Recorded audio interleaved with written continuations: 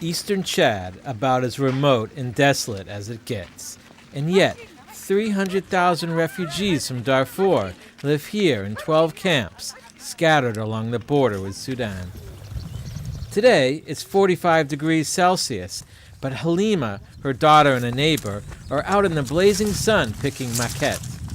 Like all those who escaped the conflict in Darfur, they are dependent on food aid to survive. But since January, they have been living on half the food they should be getting, so they have had to resort to foraging to survive. Until recently, we were getting enough to live on. Since the rations were cut, we only have leftovers. We haven't eaten meat in 10 days. So now I go to collect maquette, as well as the firewood and water. It is difficult. I have a bad knee and my son and husband are not well either. Halima and her family fled Darfur 10 years ago. They attacked using airstrikes, armed vehicles, horses and camels. Our whole village was destroyed. Animals taken, and we had to leave our dead behind. My husband and son were injured during our escape. The Janjaweed took everything we had. We came to Gaga camp with only the clothes on our backs. We will not return to Darfur. Today they are dying and tomorrow they will still be dying. We would rather die here than go back. Getting food thousands of miles out into the desert is an expensive challenge. It's also a race against time, because when the rainy season hits, the roads become impassable. But the reason these warehouses are almost empty is from lack of funding. Gaga Camp now holds 20,000 people. Markets have sprung up, and the Chadian government allows refugees to use the desert land to grow food. But drought and floods makes farming here nearly impossible. The sorghum we tried to grow was washed away. Fava and okra too, all washed away. Maquette must be ground and soaked for several days before it can be eaten. Many survival foods have some nutritional and even medicinal qualities, but they are not cultivated, so the more they are picked, the further you have to go out into the desert to find them. Leftovers go a long way too.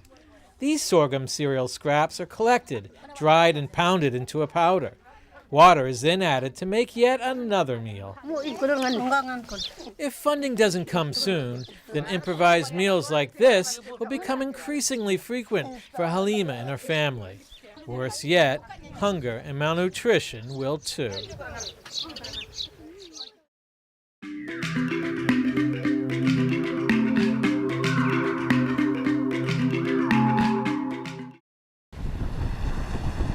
Kung Phan was once a successful farmer with land in Vietnam's fertile Mekong Delta. Today, Phan lives on a small allowance from his children. And his farm? It's out there, underwater, a kilometer or so off the coast of this beach. We grew watermelon, peanuts, and sweet potatoes. Then we couldn't do it anymore because the seawater began flooding our land. We built a sea dike, but it was damaged each year, and eventually we had to leave. Thousands of coastal farmers have already lost their land and incomes, but now sea level rise is threatening even more farmers upstream. During the dry season, salty seawater easily flows inland, contaminating freshwater irrigation canals and threatening Vietnam's most important export, rice. Climate change has had a severe impact on the economy of the province and on rice production in particular. Saline water now comes every year to the inland areas, which results in reduced production. 60 kilometers upstream, farmer Bin Tak would never have imagined seawater entering his irrigation canal, but today it's killing his crop. This season, he expects his harvest will be half of what it once was. I went to the canal and tasted the water as I did just now, and then pumped it into my field. But the rice is not growing well. It's dying. So I cannot pump water into the field anymore because I don't know how salty it is. Farmers say they are in desperate need of information and ideas that will help them adapt to climate change. And for the first time, they might get the help they're looking for. Over the next 6 years, the UN's International Fund for Agricultural Development, in cooperation with the Vietnamese government, will invest $50 million in activities like monitoring and forecasting salinity, improving irrigation canals and dikes, and helping farmers find income alternatives that might include growing something other than rice. If it's too difficult to produce rice, then we need alternatives, and we need to encourage farmers to shift to other farming systems, such as aquaculture. Here in this lab at Traven University, researchers are looking for fish species that are more tolerant to salt water and could provide a good income for farmers. But time is running short.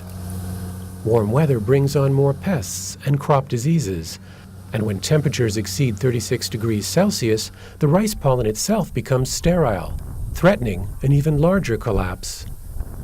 In the meantime, rice farmers here gather with local officials and project staff to begin discussing their adaptation strategies. For farmers like Bin Tak, the goal is simple: to stay one step ahead of climate change.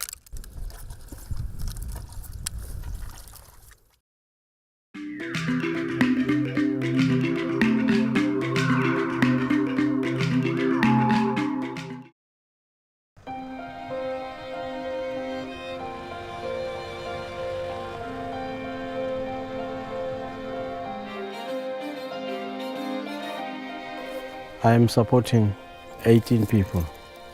My wife's family, the elders, have died.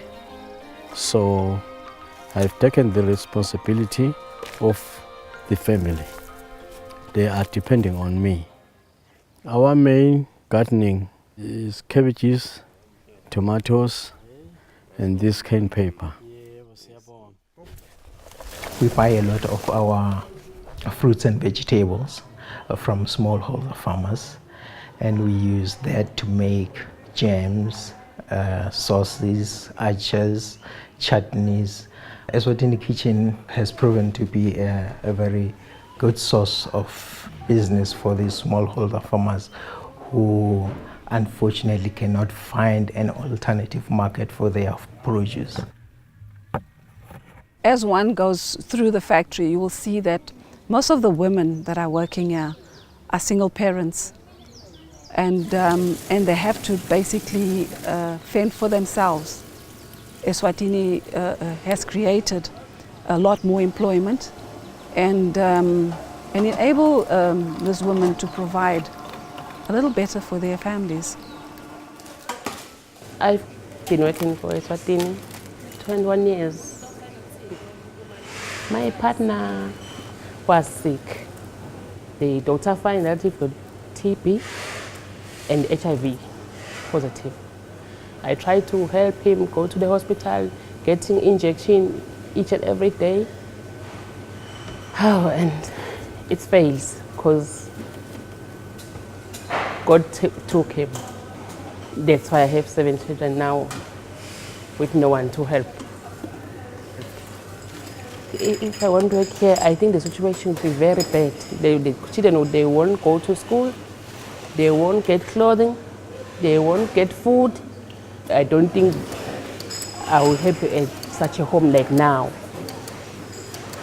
Eswatini is one of the 25 agro-processors who are benefiting from the Marketing Investment Fund, which is a 1 million euros fund that was set up with the support from the European Union with technical assistance by FAO.